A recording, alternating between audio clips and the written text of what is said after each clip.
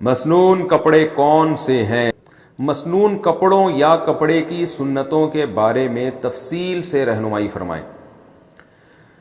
بھائی مسنون کپڑے جو ہے نا، شریعت میں یاد رکھیں رسول اللہ صلی اللہ علیہ وسلم نے جو لباس زیبتن فرمایا ہے یہ عرب کے کلچر کے لحاظ سے، اور اس بارے میں آپ صلی اللہ علیہ وسلم نے کسی مخصوص لباس کو سنت نہیں قرار دیا۔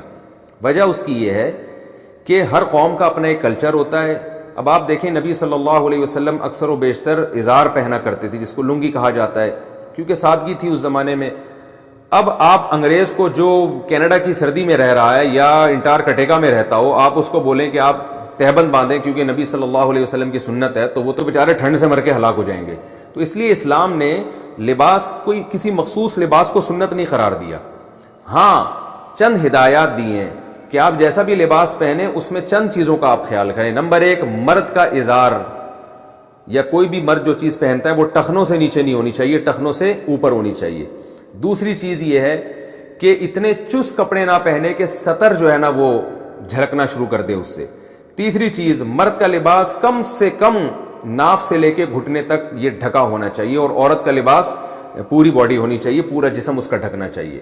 اور چوتھی چیز یہ ہے کہ وہ لباس کسی خاص قوم کا شعار نہ ہو، یعنی اس لباس کو دیکھ کے ایسا نہ لگے کہ آپ جو ہے نا وہ کسی خاص، گویا آپ مسلمان نہیں ہیں، یعنی وہ مسلمانوں میں اس کا رواج بالکل بھی نہ ہو اور کسی خاص مخصوص غیر مسلم قوم کا وہ رواج ہو، کیونکہ حدیث میں آتا ہے من تشبہ بقوم فہو منہم، جو کسی قوم کی مشابہت اختیار کرے وہ انہی میں سے ہے۔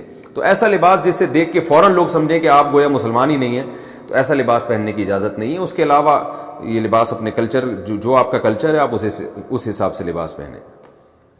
یہ بالکل ایسے ہیں جیسے نبی صلی اللہ علیہ وسلم نے گدھے کی سواری فرمائی، خچر کی سواری فرمائی، گھوڑے کی سواری فرمائی۔ اب آپ کسی سے یہ سوال کریں کہ کون سی سواری سنت ہے، تو بھائی آج گاڑی کی سواری ہی سنت کہلائے گی، جہاز کی سواری سنت کہلائے گی، کیونکہ اس دور میں جو چیز اویلیبل تھی وہ آپ صلی اللہ علیہ وسلم نے اس کو اختیار کیا۔ ہمارے دور میں جہاز ہیں، ٹرینیں ہیں، بسیں ہیں۔ اب آپ گھوڑے پہ بیٹھ کے لاہور جائیں کہ بھی نبی صلی اللہ علیہ وسلم کی سنت ہے، تو یہ سنت کا مذاق ہوگا ایک قسم کا۔ تو سواری ایک ضرورت تھی، تو اس وقت جو ضرورت کی چیز میسر تھی آپ صلی اللہ علیہ وسلم نے اس کو استعمال کیا۔ تو اسی طرح لباس کا مقصد ہے زینت اور جسم کو ڈھانپنا۔ تو اس دور میں جو لباس زینت کا لباس سمجھا جاتا تھا اور جس سے جسم ڈھانکا جاتا تھا، آپ نے وہ زیبتن فرمایا۔ آپ نے زینت کے لیے یمنی چادر پہنی ہے سرخ دھاریوں والی، تو وہ اچھی سمجھی جاتی تھی۔ اور آپ صلی اللہ علیہ وسلم جب کوئی وفد آتا تھا ملاقات کے لیے تو خوبصورت لباس زیبتن فرمایا کرتے تھے، تاکہ اس پہ ایک اچھا اثر پڑے، وہ متاثر ہوں آپ صلی اللہ علیہ وسلم کی بات سے، کیونکہ انسان کے ڈریس سے شخصیت کا، اس کی شخصیت کا بہت زیادہ اثر پڑتا ہے۔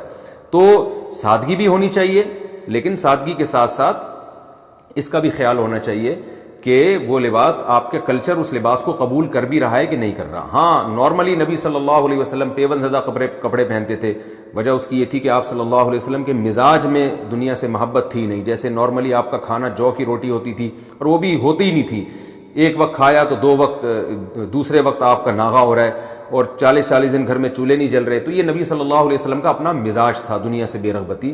لیکن اس مزاج میں ہمیں نبی کو فالو کرنے کا حکم نہیں دیا گیا، کیونکہ یہ نبی صلی اللہ علیہ وسلم کی ذاتی طبیعت تھی۔